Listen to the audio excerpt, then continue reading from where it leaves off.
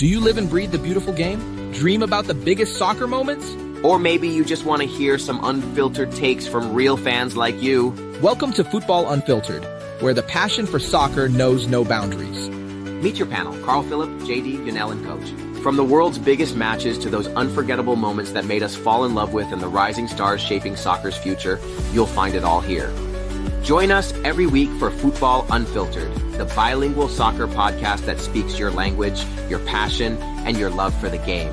Futbol Unfiltered, where soccer's heart beats louder.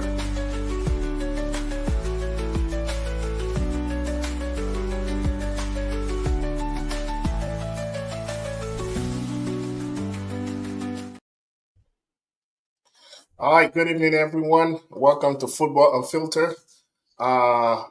I'm your host, Carl Phillip. So tonight we have Ale with us tonight. How you doing, Ale? I'm doing great. How about you, Coach? I'm doing really well. So it was a pretty entertaining week this week. There was a lot of things going on. Obviously, we're gonna talk about the Club World Cup. Obviously, we're gonna talk about what's going on with Real Madrid. A little bit about Spain women. They've been doing really well.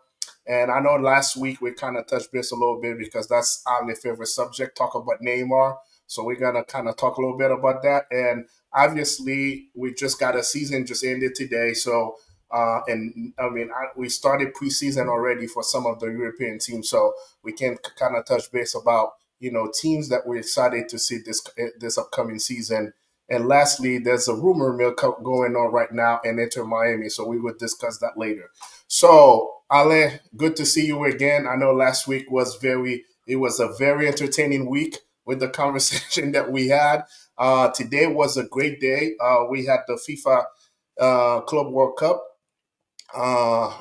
Today it was the final. So between Chelsea and PSG. So Al, I know that you're a PSG fan. All of a sudden you become a PSG fan. So, but anyway, so what's your take on that game today? You just can't help yourself, Coach. You just can't help it, right? I know you couldn't wait for the show to come up tonight to throw this at my face. So, hi everyone. This is Al.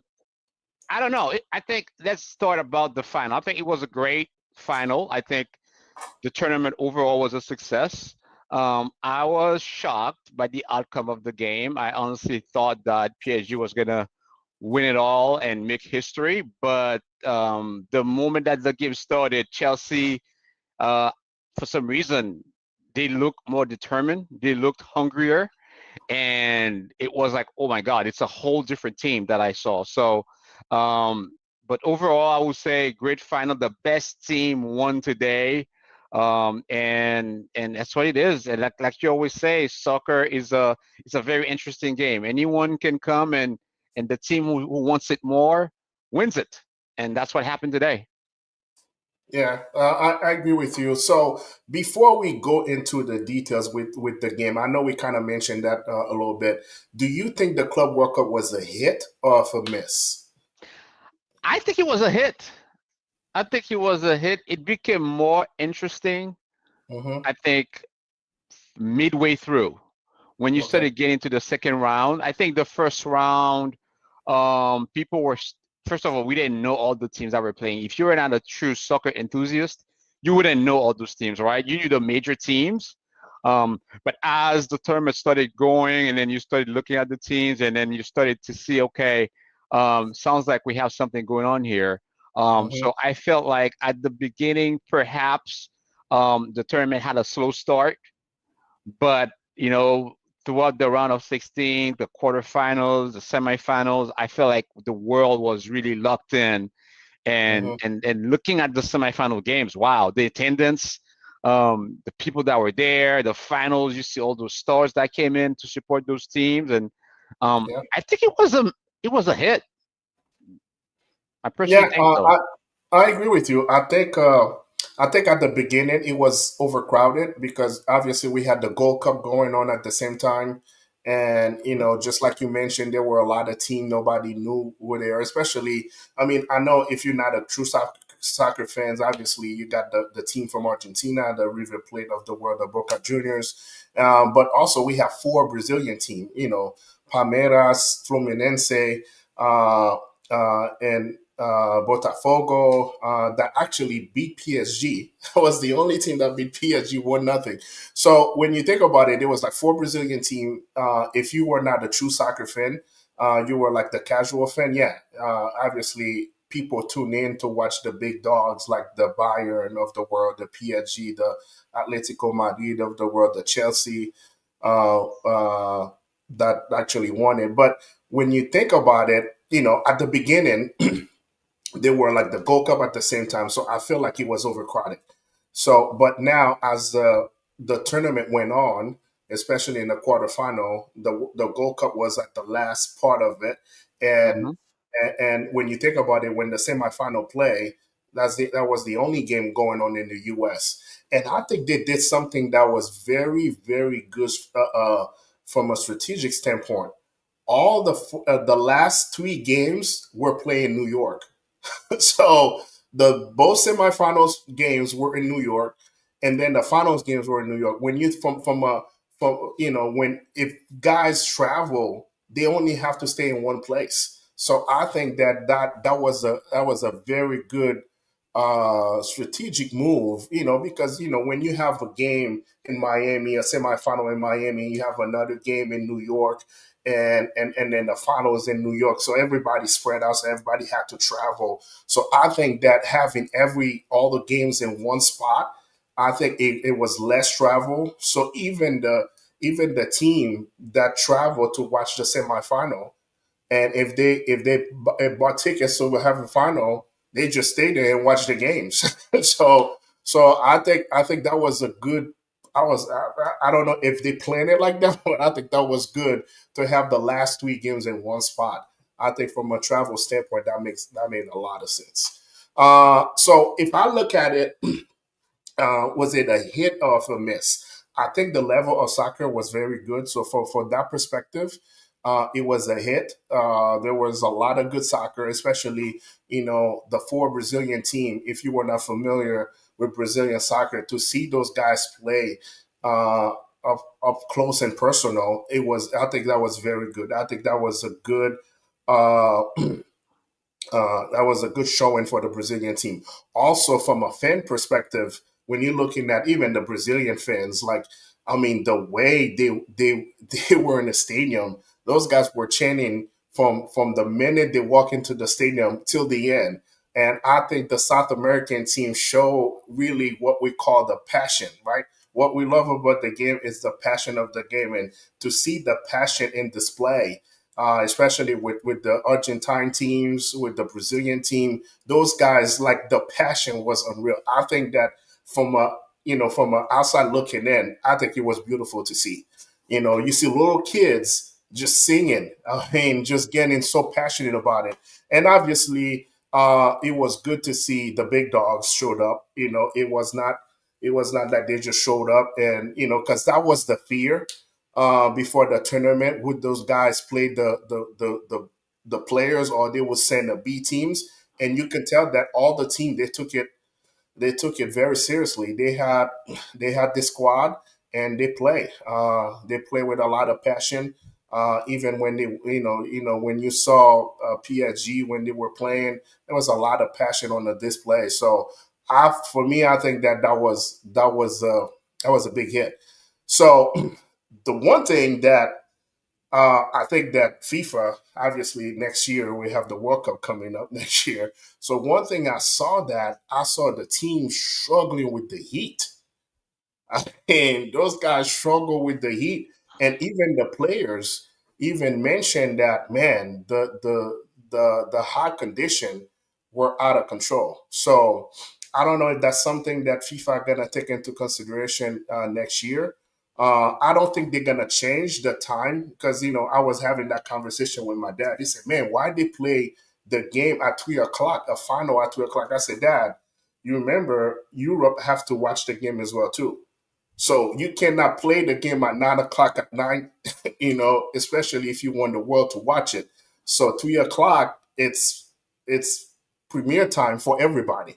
So that's why I explained to them. That's why when you watch the Champions League teams, that's why we always watch the game at 2:45 to 3 p.m. because the game is it's 9 o'clock in Europe, so it's 3 o'clock our time. So I don't know, I don't know with the heat factor, especially it's gonna be a long season for a lot of those players. So there's not gonna be a lot of time for them to recuperate in between after the work after the FIFA World Club and the season. So hopefully it doesn't affect them that much. But I heard that FIFA are considering to put some roof over the stadium. Some of them already have roof, like for instance, Atlanta. They have a roof in Atlanta. I believe that they're playing in LA as well too in the new San Diego Stadium. I believe that they have a roof as well too. Texas, because I'm very worried about those games in Houston, because summer in Texas are very, very, very, very, very hot and humid. So I know Miami also has some games, but I don't think they have a roof over the Dolphin Stadium. But so that's something to look into. But that's one thing that I saw is the heat really bothered those players. You know, for me as a soccer players to see all those timeouts and the cooling times, this is crazy to me. I've, growing up watching soccer, we never seen anything like that. But obviously, the last 20 years, they look more into the health of those players. But man, it's crazy to me is all those cooling times, and I look at them as timeout in soccer. So I'm not used to it now yet to see all those cooling times. But I think that's something that FIFA got to look into. I don't think they can do anything about the weather, but that's something that the players are talking about. It's the heat going on in the summertime in the U.S. So let's talk about today's game. I know you kind of mentioned the way Chelsea started the game, and it looked like it was not the same team that played against PSG team was not the same team that we saw against uh, Real Madrid on Wednesday. Oh boy, JD, how you doing? Good, good. Can you hear me? Yep, we can hear you all right. Hey, Alan, how are you? Sorry, guys. I think I'm a little bit late, but So I think we're still talking about the championship game, JD. So I was asking Alain. So what obviously when they started the game, Chelsea had a game plan, and it looked like for me, it looked like the PSG team that we saw against Real Madrid was different than the team that we saw today. So I'm gonna start with you, Alain. What's your take on that? What do you think was different today from the team that we saw on Wednesday against Real Madrid? I think I feel like the roles were reversed. The roles were reversed. I feel like it's like Chelsea gave PSG a taste of their own medicine. That's what I saw. They were aggressive. They had a solid game plan. They played Hmm. high intensity. They were playing really high. It was like, oh my goodness, those guys are determined to come and win this. I have to tell you, it took at least 15 minutes, to see PSG trying to calm the game down. Even when they try to slow the intensity, it was already too late. It's like I'm not quite sure what happened. I'm not sure if they were probably overly confident or if they underestimated Chelsea.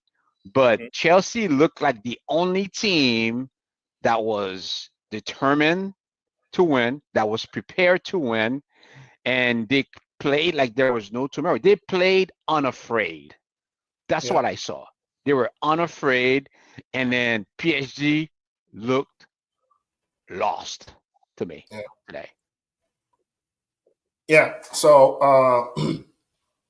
JD, let's talk from a technical standpoint. What went right and what went wrong in the game for those two teams? Let's start with first of all, congratulations to Chelsea. I know we kind of said that they deserve it, but we never really congratulated them. So congratulations to Chelsea on winning the first extended version of the FIFA World Cup, Club World Cup. So, JD, let's talk about from a tactical standpoint. In your opinion, what went right for Chelsea and what went wrong for PSG? If we want to start with Chelsea, the high pressing, like Alan was mentioning from the start, and also they didn't care about possessing the ball, but they play in transition. And you can see the first two goals, there were goals in transition. I think, like Alan was saying, they give PSG, some of their own medicine, like pressing very high from the get-go. If you look at the first 10 minutes, you would think that Chelsea looks more like the team of Luis Enrique. And I think that was key. And one thing that they mastered, and I think we have to give credit to Maresca for this, is the way they exploited the left flank. They were able to shut down Hakimi.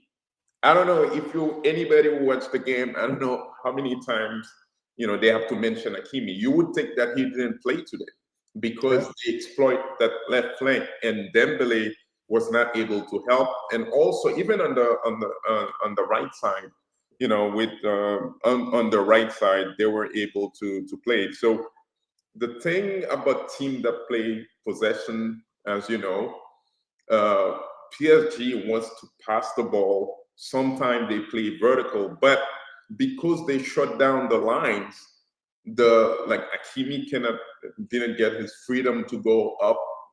Nuno Mendes the same. So the only way for PSG to attack is to pass the ball, long ball, which they were not willing to do. They were not willing to play in transition, to play long balls, and I think that was the key. So that was a master class from Maresca, and I was surprised. For a guy who was the assistant of Guardiola, you would think he would play more possession, but no, they let PSG have the ball. They're pressing high, and then once they get the ball, they're very vertical. And they had Cole Palmer today. He was, rightfully so. He's the MVP of the match. 2 goals and 1 assist. I think job well done by Maresca. And I think that's a blueprint for next season for other teams to see how you can beat Luis Enrique. So if you shut down the flank and he's not able to have his right and left back have the freedom to go up like that, and you can win the game. And also, I wanted to mention the discipline that you had between the double with the double pivot. You have what's his name, Caicedo and Enzo. They played fantastic today. They were able to shut down Fabian Ruiz, Vitinha, and all the midfield of PSG. But I think that was a masterclass. Yeah, everything you guys said was it's right on. Because I remember watching the game, and I was watching the game, and the way I saw Chelsea was pressing the game, I said Chelsea needs to win the game in the first 20 minutes, and that's what they did. Because if they let PSG get a hold of the game, it would be a different game, and that's what they did. They said, we know we're gonna be aggressive, we're gonna take the game to them, and we're gonna give them everything they can get. So what you want PSG if you are a PSG fan, you just want him to absorb, weather the storm, and then get back at it. So, but I think you mentioned it right. So obviously, what the job they did on the flex, but I think I really like the way they overload the midfield. So when you think about it, even Cole Palmer, he was playing like a withdrawn forward. A withdrawn midfield. So they overloaded that midfield. So whenever Fabian Ruiz, you'd even hear his name today. They shut him down because that's what happened. When you had those two guys, Fabian Ruiz and Vitinha, playing in the middle and then distribute the ball to the flanks, and that's where things get very complicated for the opposite team. But what those guys were doing is they just make every game so short in the middle. They overloaded the middle. Those guys couldn't even get the pass, and that's what they did. And even Enzo, sometimes he was playing like a forward, and sometimes he come back as a midfield. So you don't even know where exactly what he was Yeah, doing. that's the double. And then all they see is, so this is a perfect example of a coach understanding his team and know the strength and weaknesses, right? One thing Chelsea has, they have some great athletes. They're very athletic. Credit. But they say, you know what? We're going to play that vertical game. We're going to get behind you. So, and that's exactly what they did. They got behind PSG, and PSG couldn't even come back from it, right? So when you're looking at a team like PSG, they're very good against a team like playing a lot of possession because they can play the ball around. And then when you have Hakimi and Nuno Mendes going down the flank, they're very, very dangerous. And but it all comes down for everything that's happening in the middle. But Yeah. but again, very great. I mean, it was a very great team. I mean, it was a very great performance from Chelsea. Even before the game, Chelsea said against PSG. PSG is playing great right now, but we are not Inter Miami, and then we are not Real Madrid. So that's what they say before the game. So they were very confident going into the game that they would have a great game plan, and they executed to the T. Yeah. So congratulations to Chelsea. Like Alan said, they deserve it. And it was a good game. It was kind of sad that everything happened in the first half. I was kind of disappointed in the second half. There was not a lot going on. I think the problem was PSG had a game plan. They would try to score in the first 10 minutes in the second half, and it couldn't get it done. And also, Dembele didn't have his best game today either. So, but Yeah. yeah, I it think was non-existent. But I let's think talk something. So obviously, PSG had a terrible day today, but they had a great day on Wednesday. So what is going on with Real Madrid? oh What is happening with Real Madrid? I mean, because what happened is when they lose by a lot. I mean, they getting destroyed when they lose. So what's going on with Real Madrid? Ali, I'm gonna start with you first. mhm. yeah, I think I'm going to say one more thing, and then we can move to Real Madrid. I think we failed to talk about the goalie, Chelsea's goalie today. I think he had a great game. Yeah. Yes. Yeah. The goalie was simply amazing. He stopped a lot of two key goals at the beginning of the game, right? And I think if Due did score those goals, it could have been a different Or game, right? or Dembele. So Dembele also then missed a he yeah, missed, yeah. So I think there are a couple of opportunities that PSG failed to capitalize on, and then the yeah. goalie was on point. So I think the MVP of the game should be the goalie actually, and Palmer. I think Yeah. those two Yeah. contributed. Palmer, obviously, he gave two beautiful goals the same way, same angle, and the assist, and the goalie was able to kind of shut it down for them. So that's my take. Now to go back to Real Madrid, it's like I think it's quite obvious. I think they miss Tony Cruz, who left last year. I think they don't seem to be organized to me. And I'm going to let you guys go over the technical details. But from a fan standpoint, when I look at those guys play, they seem to be mostly relying on their key stars, the Mbappes, the Vinis. It's like the same thing that's happening. The defense is lackluster. The midfield looks pathetic. And I don't understand. I don't understand. Like I don't see the structure. I don't see the discipline. They didn't look good at all. And it's not like their players are not talented. I don't know if the new coach doesn't understand yet. He haven't done a complete assessment of um of his players. Maybe he doesn't know how to place them yet, but they did not look good at all from looking at it on Wednesday. Yeah. JD? Yeah, I agree with Alan. Real Madrid was very lackadaisical. If you would say they play a terrible game. I think the main mistake that they did is the way they set up their midfield. They were overwhelmed.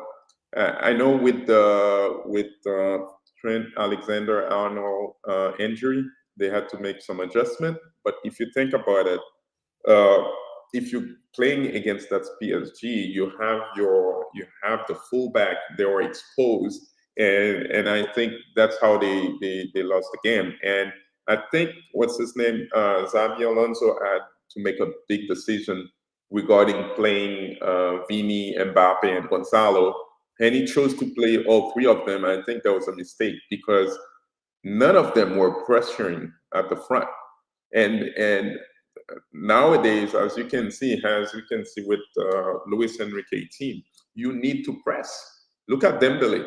The first two goals is because of his pressing, right? He forced Asensio to make that mistake, and then Rudiger, he made that other mistake. So I think definitely there was a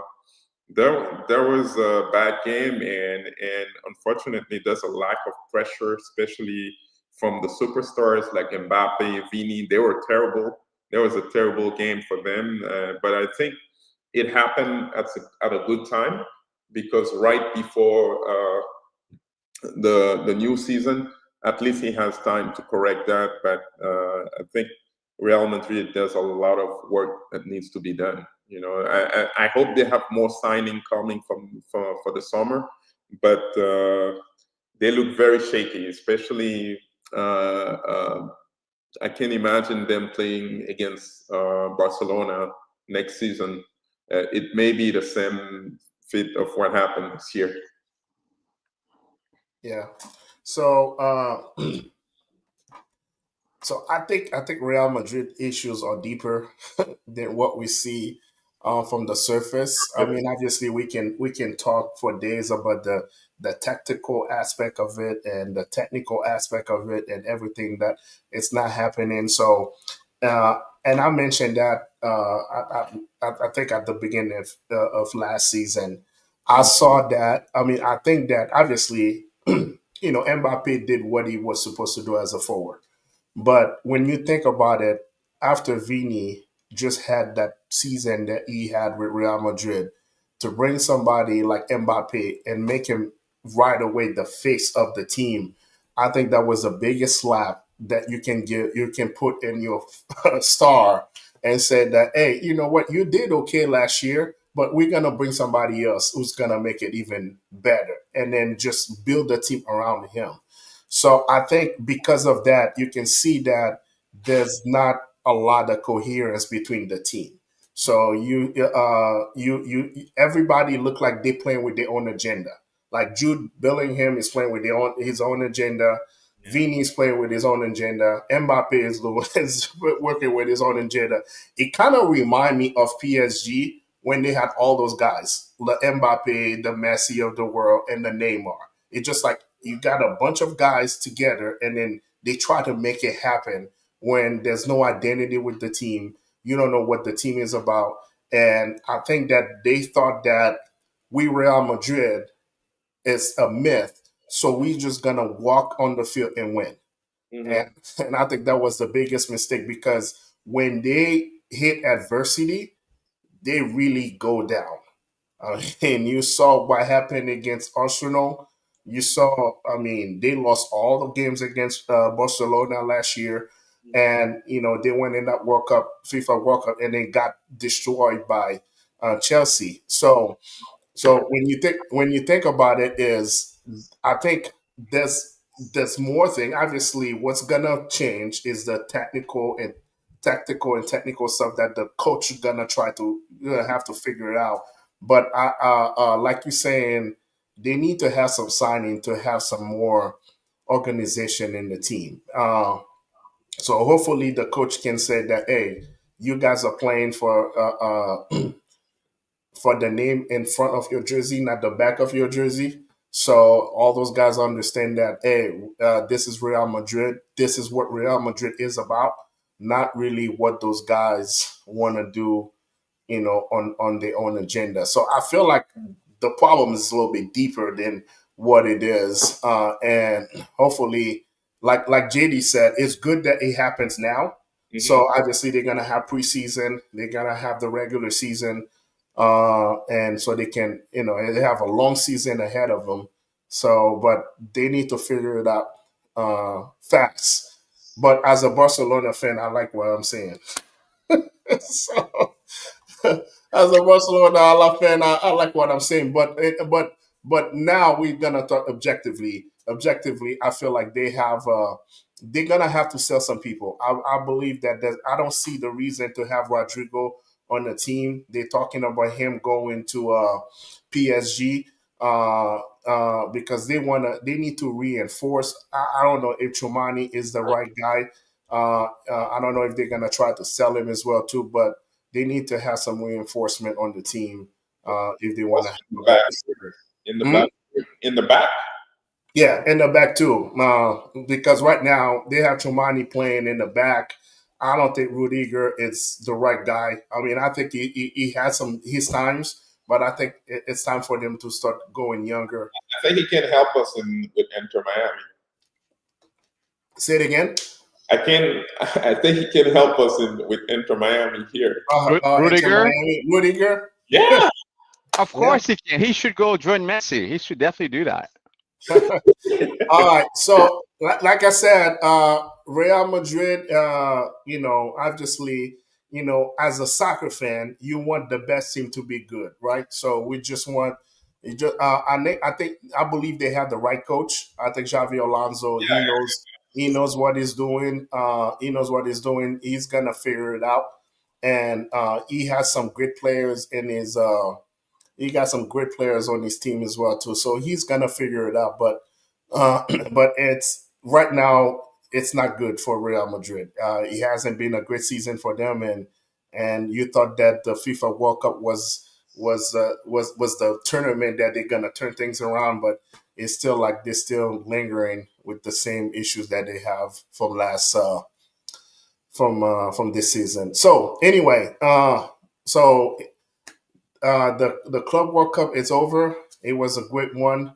So let's talk about another tournament that is happening right now, which is the Euro tournament for the women.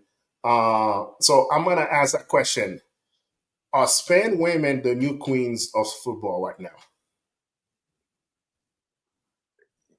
That's a very good question. If I can start, Alan, but I think we have seen that since they won the World Cup actually in 2023.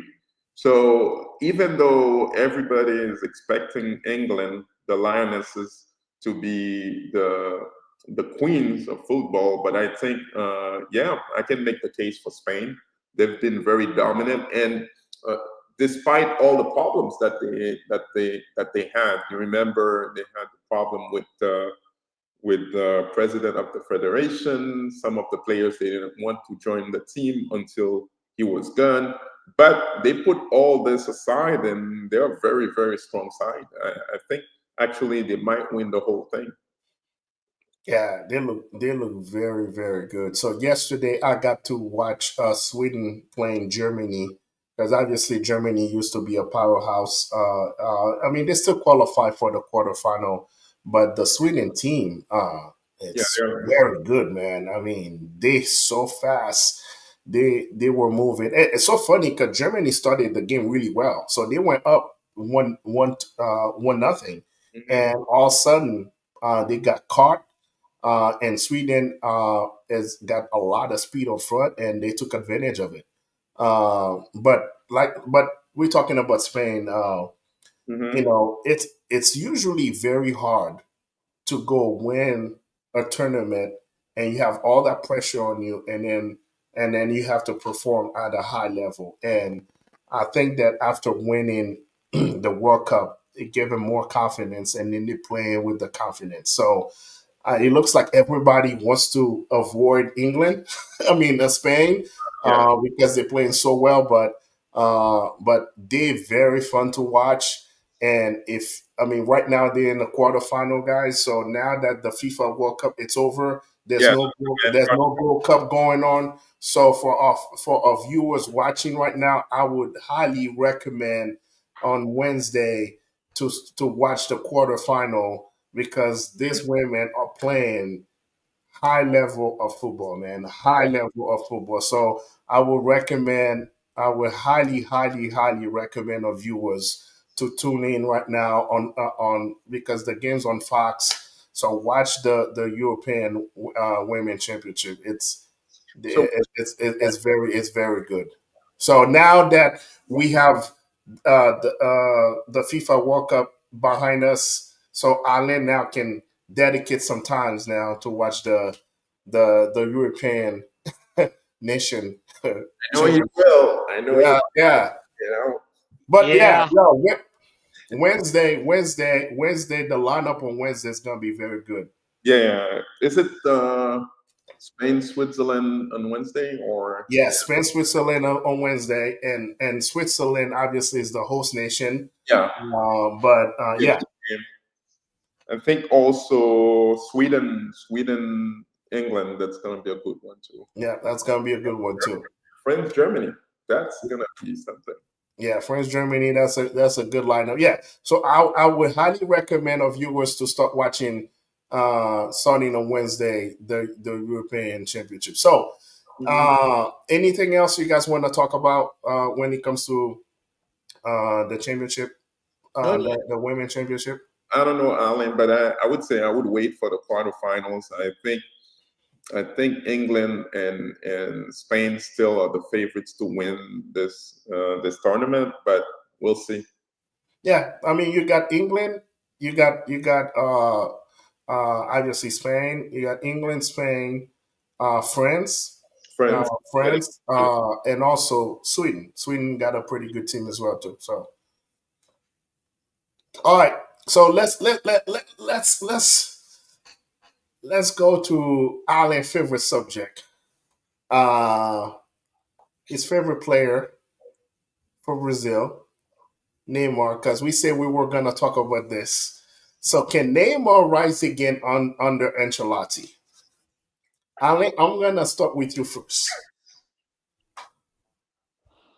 Um, I mean that's a fair question, Coach. I mean, I understand, I get it. Like I know I joke a lot about Neymar, but at the same time, if we're trying to be very objective, I think Neymar is a talented player, but unfortunately for him, injuries, kind of hinder his career. He's been limited because of injuries, and that's the concern. That was my concern earlier this year. We were hoping to see him improve with Santos. We were hoping to see him, get back on track and get back in shape. But unfortunately for him, he's been unable to get there.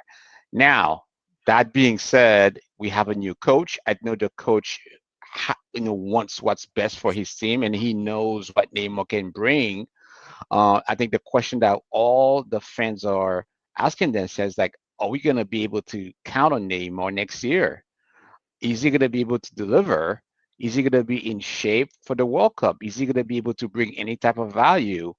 And for me right now, I personally think that Neymar is now more than a brand than a baller.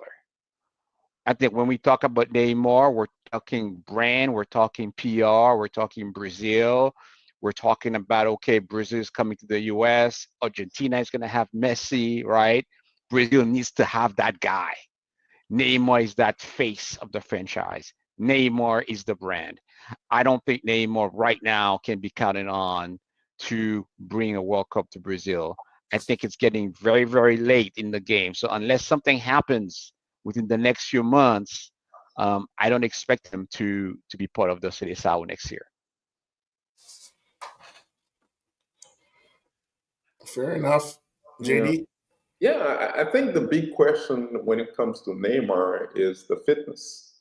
For the last year, Neymar has been on and off with injuries, and he was not able to perform. Even with Santos, now he trying to be to do something with that team. But the problem with Neymar is the fitness. I think he still can be a veteran playmaker that can be very useful for that World Cup for Ancelotti, but we have to see. But I don't think Neymar is playing now in his prime time. This is not the Neymar of 2015 with Barcelona. This is not the Neymar of 2014 with Brazil at the World Cup.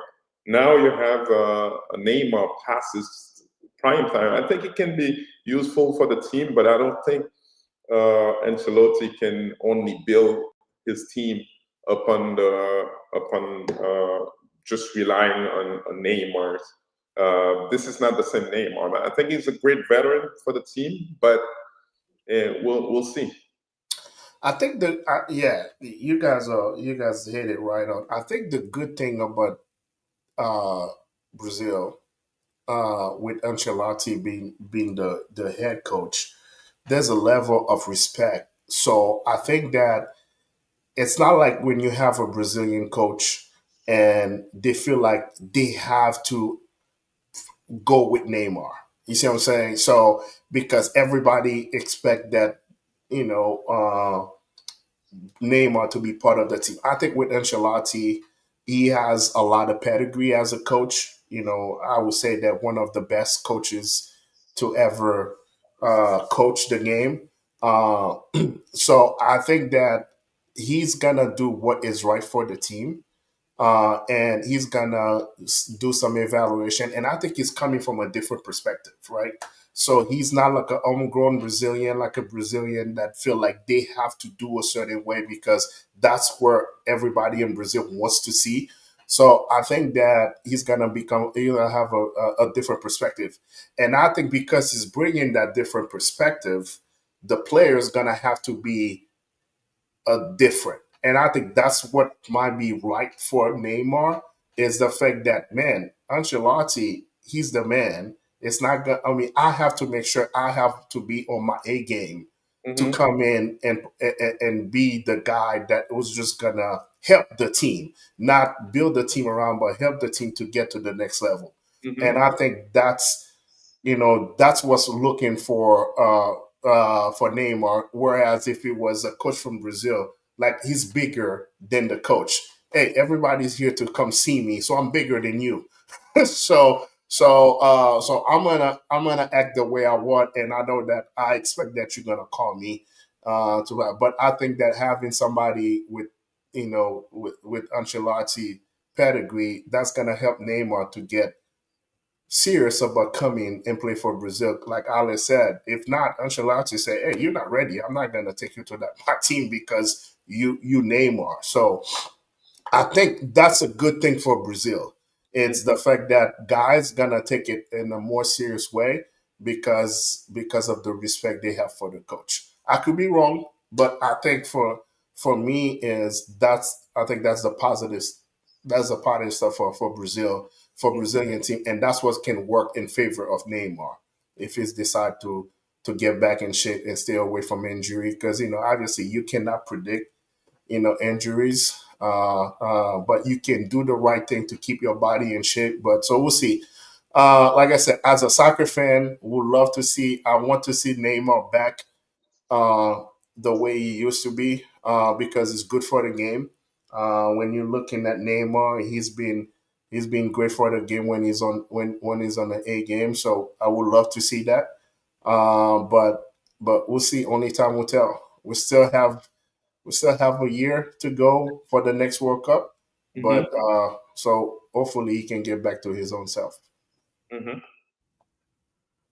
Ali, anything else you want to add? Yeah, I just want us to be realistic when we're talking about Neymar. Like, we just watched the FIFA Club World Cup.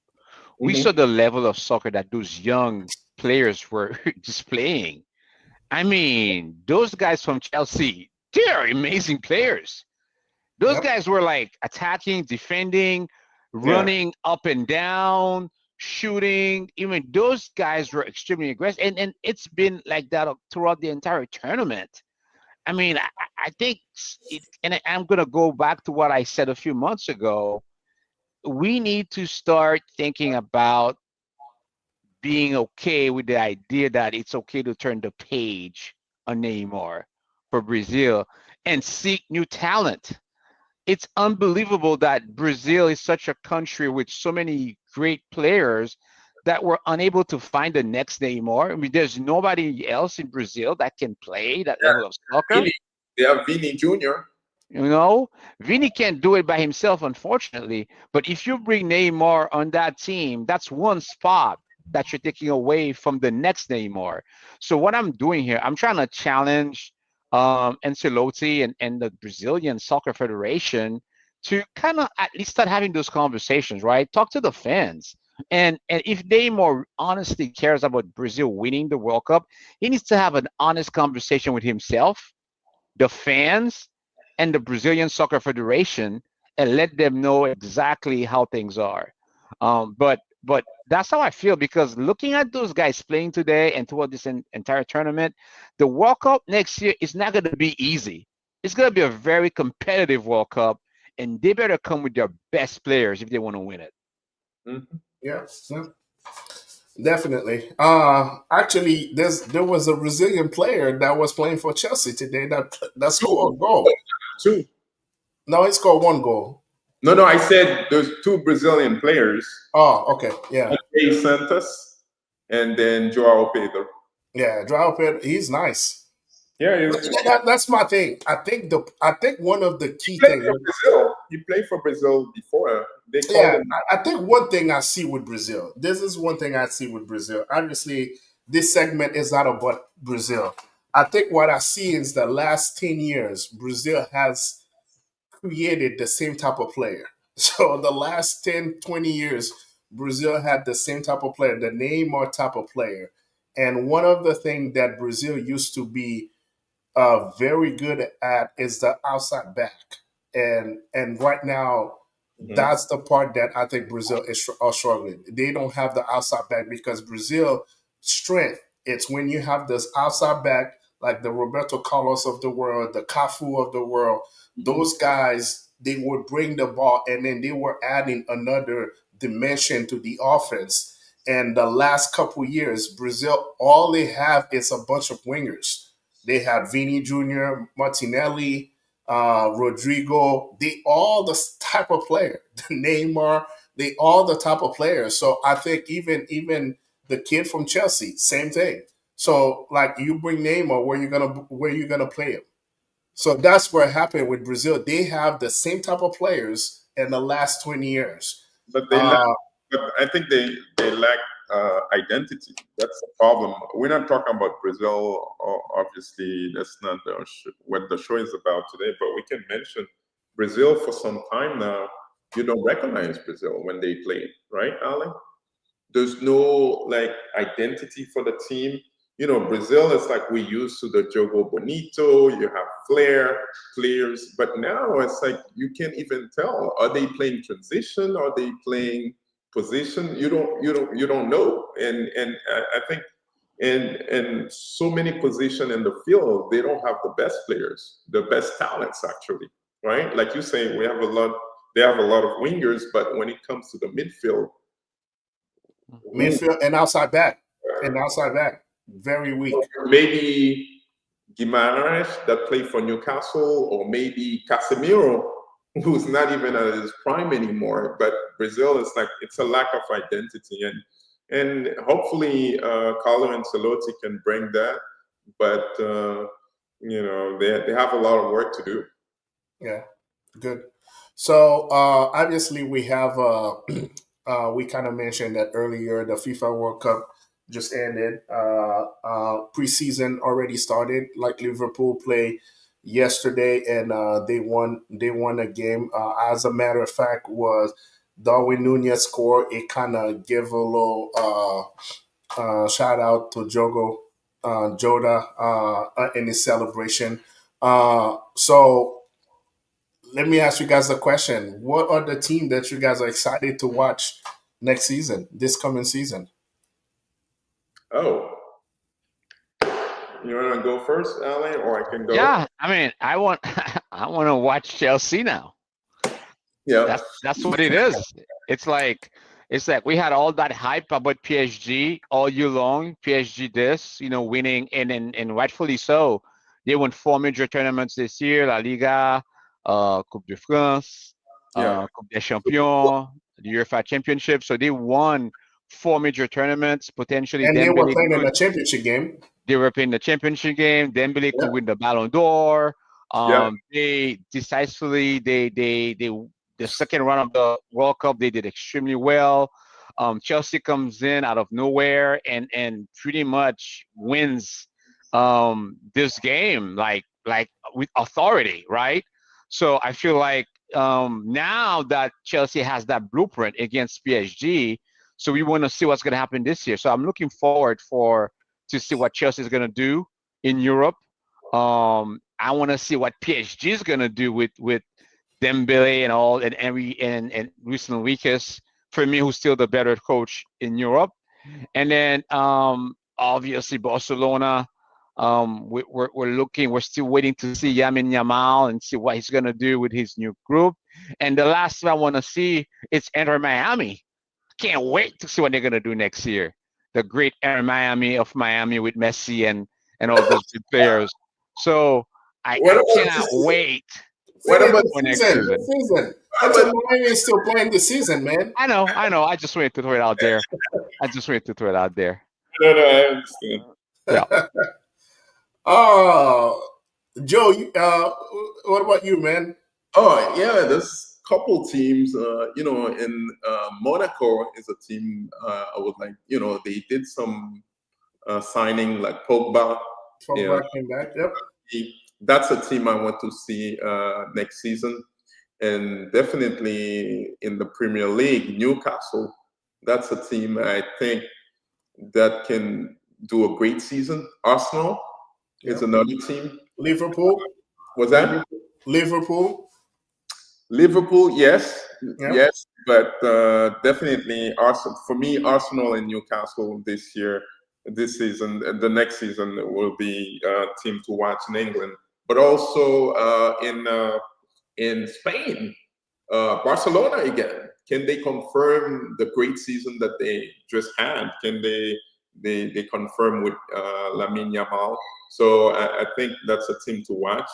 Real Madrid, of course, with the with the new coach, and in yeah, I think those are the main team I would like to see next season and see. Like you mentioned, Chelsea. And now they have everybody's talking about Chelsea and Maresca. So we'll see. I think it will be a great season for people who watch football, and especially in England. I think England will continue to dominate soccer in Europe because I think that's the best league, the Premier League, and there are so many good teams in that league. I think they will dominate the So how they dominate? There was no English team in the Champions League, man, in the final. No, not the final, but they got very far, right?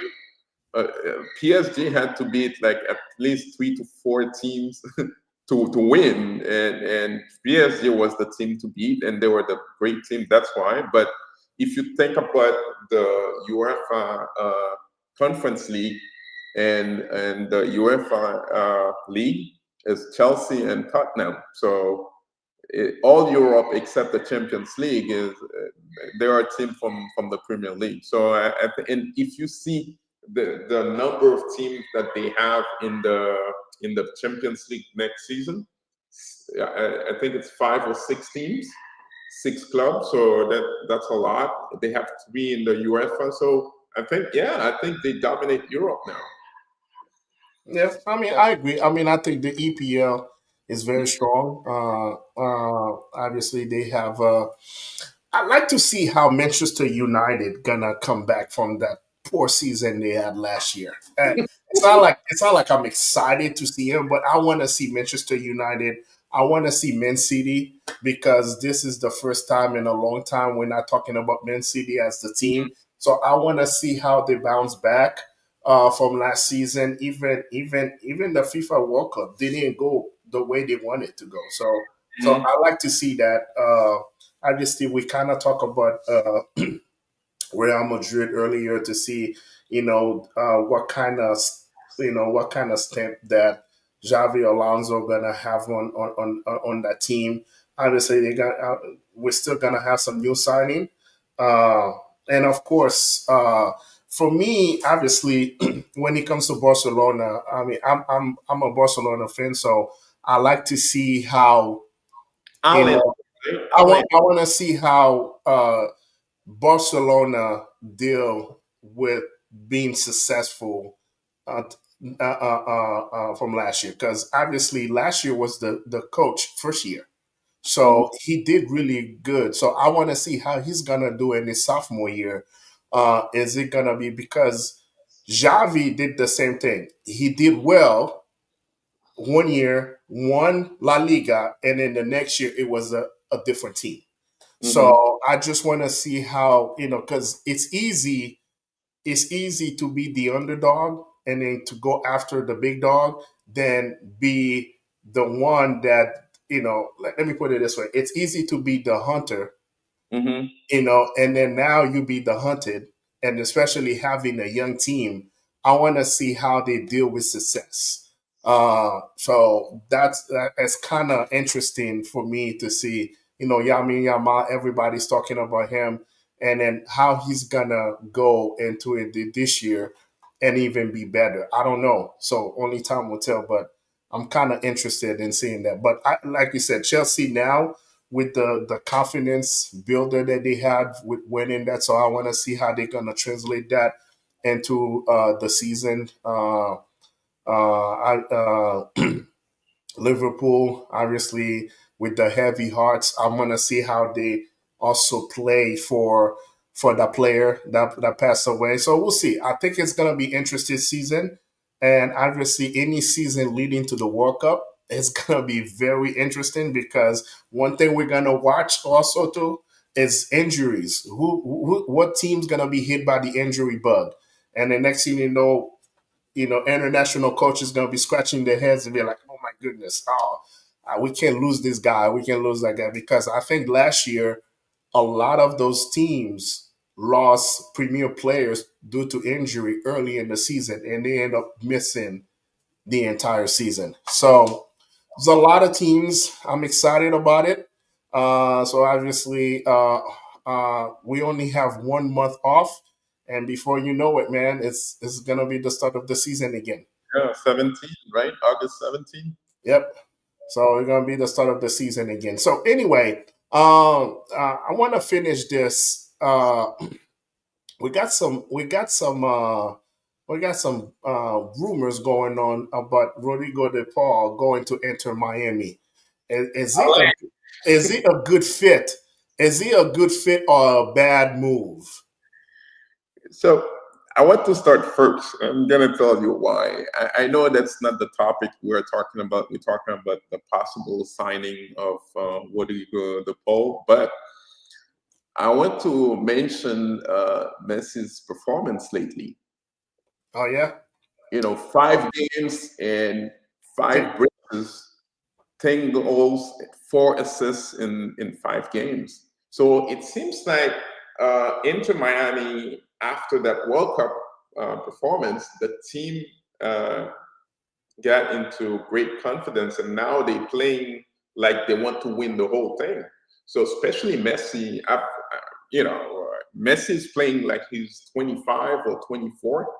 Um, his goal against Montreal. So definitely, Alain, I know we are going to talk about Rodrigo De Paul, but what do you think about Messi?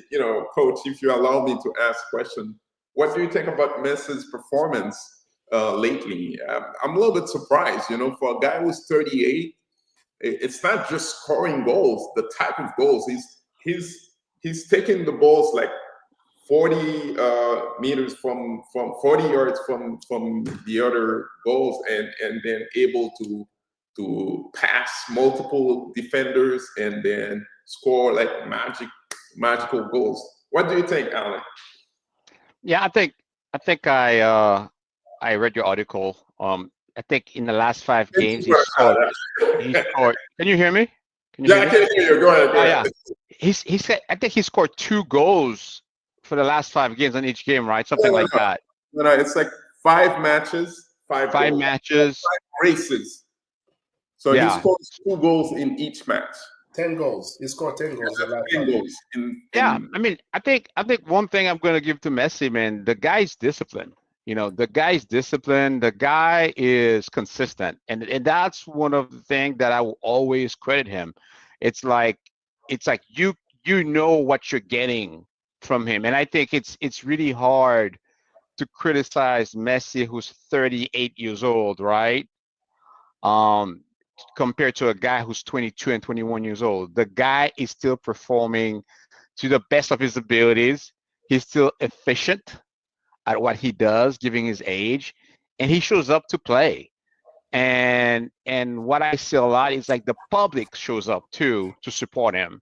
So I think it's unfair to compare Messi to Dembele or Lamine Yamal right now, right, from a physicality standpoint. But to your point, JD, you got to give him credit. He comes in day in, day night. He performs at the highest stages. He plays for the World Cup of clubs, and then he goes back to his regular job and still performs from his team. No excuses. And I told Coach that last year. I think even during the World Cup, like I wish that Neymar had that level of discipline and commitment to the game. So Yeah. I feel like Messi is more into the game than to himself, Yeah, versus Neymar is more into himself than into the game. I agree. So Going yeah, back, so yeah, credit to Messi. I don't want to forget about Coach question. I think it would be a good signing for Inter Miami. Uh, Even though, like I said, I think we need more reinforcement in the back. But having Rodrigo De Paul playing with Messi, and especially for you as an Argentinian fan, I think maybe he can be a good veteran for the team. So we'll see. No, Nah. I mean, I hope it's a rumor. I hope it's a rumor. I hope it stays as a rumor. As a matter of fact, the latest things that I saw that they said that is on the final stage. yeah, it looks like. Yeah, final stage. I mean, it's terrible. I mean, for All me, right. it's a bad move. No, he had a terrible season with Atletico. He didn't. Yeah, but what I'm saying is, I mean, I have two of my midfielders, and I'm talking about from an Argentina standpoint. I Mhm. have two Argentina midfielders that uh they're gonna be counting on for Argentina, and those two guys are not gonna be playing in Europe. Rodrigo De Paul is one of them, and Paredes is the other one. I Yeah, mean, had to move back to Argentina. Listen. If that's what works for you, I'm always, hey, that's the team that is willing to pay you. You want to go back home, that's fine. But for me, that's a bad look. That's a bad look that your team, you can find anybody in Europe to make you play for, and you have to go back to Argentina. Listen, I'm okay with Di Maria going back to Argentina because Di Maria retired from the team, but I think that this is gonna be a tough World Cup, and I want the guys that play in that World Cup, especially key guys like Rodrigo De Paul. I want him to play in the highest level. So let's say that he signed to Miami, so he's gonna play for Miami because he can sign and play for Miami for the rest of the season, right? Mhm. And That's and then and that's the plan for yeah, Inter. that's the plan. So he's gonna come in the team right away. Now the season ends in December or November, whenever. So what he's gonna do from November to March before the MLS starts? Yeah, the same for Messi. Same thing. Listen, Messi. I'm not worried about Messi, right? Because Messi, I'm not worried about Messi because I'm not expecting Messi to go in the World Cup and have to carry the team. I mean, Yeah, no Rodrigo De Paul, no. no, but Rodrigo De Paul is a guy that I want him to be in his best shape so he can be the supporting cast. No, I want him to play. I want him to play in the best level of soccer, not the MLS. He's 31 years old. I mean, I know that there's the affinity to Messi. He wants to be close to Messi. But I don't think from a footballing standpoint, again, you gotta go where you feel like you want it. I'm all about that. If that's where you feel, that's where you are wanted, and then they want to pay that money for you, listen, you got to do what is best for you and your family. But from a footballing standpoint, in the year leading into the World Cup, I don't think the MLS is the league that's gonna get him ready to But be ready for the World Cup. I don't think he's doing it for money because he's gonna make less money in the MLS. I don't know. Like I said, I'm not talking about money. I'm talking about where you feel wanted. Where you feel wanted, right? That's what I'm saying. And I hope that he's not coming to Miami and then to live the Miami lifestyle, and then he's always out and then try to party all the time, and then he's not ready. So I don't No, know. but you have to see the other way too. If he stays there, he's not gonna play in Atletico. He's probably gonna be on the bench this upcoming season, which is worse. You know, I don't think just being in Europe and you're on the bench, you might as well be in the MLS and able to play regularly and keep your form. I think maybe that's a good move for him. I don't know. He was He's not at his prime anymore. He's not at his prime anymore. I know he's not in his prime, but he was a catalyst for the Atletico Madrid. He played all the time for Atletico Madrid. Not this season. He's not playing. It's like Vini Jr. in Real Madrid this season. Not playing. I think Atletico Madrid as a team did not have a good season. Yeah, but you know, in the FIFA World Cup, he was not on the bench. He started every game. So what I'm saying is, I think Real Madrid want to get. I think Atletico Madrid want to do it from a financial standpoint because Diego Simeone still want him in the team. So he's gonna play, but I think it's more like a financial statement that they want to open up the book, and that's one of the guys that they want him to go. But it's not because of footballing standpoint. Yeah, you know what's his name? Also went to Mexico. Correa. That's another player for Argentina. Yeah. That I guess things you need to have a fresh squad, and then that's the way soccer is, right? No. You gotta make rooms. You gotta make rooms for the next generation. Like I said, I want Rodrigo De Paul to do what is best for him. I want him to do what is best for him, and if that's why when people were saying that Messi, there was that rumor that Messi is gonna go back to Europe, that he feels like after the FIFA World Club, he needs to play in a better league to get ready for the World Cup. I was like, man, it just talk. I think Messi loves playing to enter Miami. He doesn't have that stress. He doesn't have that stress. He does. I mean, he does. I mean, whether Messi win or lose, he doesn't lose anything. I mean, Messi can go and lose the next 10 games. Nobody gonna care about it. They're still gonna love him. But when you go and play for a big team, you lose. That's a different story. Yeah. Everybody gonna be like, "Oh, what's going on here? What's going on?" So that stress, and I think that he wants to go into that World Cup stress-free, not worried about stuff, so he can have fun, so he can have a great time. So I understand Messi. I don't think he's gonna go back to Europe. I think he loves what he's doing. He loves the Miami lifestyle. I mean, just like today, they got picture of him at the beach. Who doesn't? Yeah, that's what I'm saying. But it's good for him. It's good for him. But what I'm saying is, I don't think. Alan, who doesn't? It's like I heard rumors, for example, that there was a team in Saudi Arabia that was looking after Messi. I said, no way, this guy gonna leave Miami to go to Saudi Arabia. He doesn't even want to go to Argentina, like he said. He was planning to play his last season in Argentina. Now we're talking about renewing his contract. So, Miami is the spot. Yeah, It but is. I mean, I don't think I don't think. Yeah, obviously. Right? I mean, no, no, no, no. Hold on. I think no. I think the difference. I think the difference with Messi playing in the U.S. and Messi playing everywhere else in Europe, right? It's the pressure, right? So when you think about it, Met, Inter Miami win or lose, people just love to go watch him play. You see what I'm saying? So there's no stress whatsoever. Whereas if he was playing for a team in Europe, the expectation is for Messi to make something happen.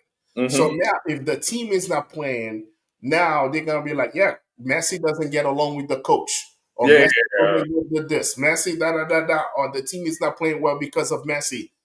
I mean, we saw what happened. I mean, even when Messi won his A day when he was playing for Barcelona, Barcelona won because of Messi. Barcelona lose because of Messi. mm-hmm. So I mean, and then he saw what happened with him at PSG, and I think that's one of the reasons he wanted to go to the U.S. In the U.S., he come and play whether he wins or lose. Everybody loves him. Everybody loves him. So, and I think at this point of his career, he deserved that. He deserves to be love. He deserves for everybody, to feel like, hey, I'm here to entertain you. Mm-hmm. And then he's been giving us a lot of entertainment. I mean, the two goals, I mean, the goal, the free kick that he scored yesterday, that was a beauty, right? I mean, that was a beauty, but and you know what? I love it. He gives me a reason to watch the MLS. So, Alain, you got anything you want to add? No, I'm gonna let you finish this because it's been like a messy fest for the last 20 minutes. It's like, are we gonna be done talking about Messi? I mean, you No, spent like 20 minutes talking about. I already told you the guy is doing his job. Now you're all about all this, all that, the beauty and all that. Yeah. Man, come on, man, wrap it up. Let's move it. Come on, but move anyway, along. hey, listen, it was, hey, I wasn't even talking about Messi. Joe was the one that brought Messi I'm up. the one who brought it up. So Yeah, I wasn't even talking. I was talking about Rodrigo De Paul. The fact that, and the only reason I kind of brought Messi, it was like I think that they're two different players, different stage on their life. I don't see Rodrigo De Paul at 31 wants to play in the MLS. But again, I want him to do what is best for him. But anyway, it was a great show tonight. So obviously, for people watching us on live, we also on YouTube. Please go to our YouTube channel, Football Unfiltered, so you can watch the whole episode live. And don't forget to like and subscribe to our channel so you can hear Ale talking all the time. You can hear JD, break it down. So it's fun. I mean, all the episodes that we have tonight, they're on our YouTube channel, so you can rewatch them. If you missed something or you forgot to talk about something, you can rewatch them at any time. So don't forget to subscribe to our YouTube channel. Also, we're on Facebook, on Football Unfiltered, and obviously we're on Instagram as well too. We have a page of Football Unfiltered. So anyway, it was a great show tonight. We had a lot to cover. Obviously, we were very spoiled the last the last month with a lot of soccer. The Club World Cup was very entertaining, and today's game was a great game to watch. I mean, the whole tournament in general was very good. Obviously, we got the European leagues coming up, starting pretty soon, so we can't wait for that. mhm. And these guys, go watch the women. Go watch the women. Quarterfinal starting on Wednesday, so go watch the women. They playing some great soccer. Anyway, thank you guys for showing up tonight. I appreciate you guys. So until next time. All right, guys. Do you live and breathe the beautiful game? Dream about the biggest soccer moments? Or maybe you just want to hear some unfiltered takes from real fans like you. Welcome to Futbol Unfiltered, where the passion for soccer knows no boundaries. Meet your panel, Carl Phillip, JD, Yanel, and Coach. From the world's biggest matches to those unforgettable moments that made us fall in love with and the rising stars shaping soccer's future, you'll find it all here. Join us every week for Futbol Unfiltered, the bilingual soccer podcast that speaks your language, your passion, and your love for the game. Futbol Unfiltered, where soccer's heart beats louder.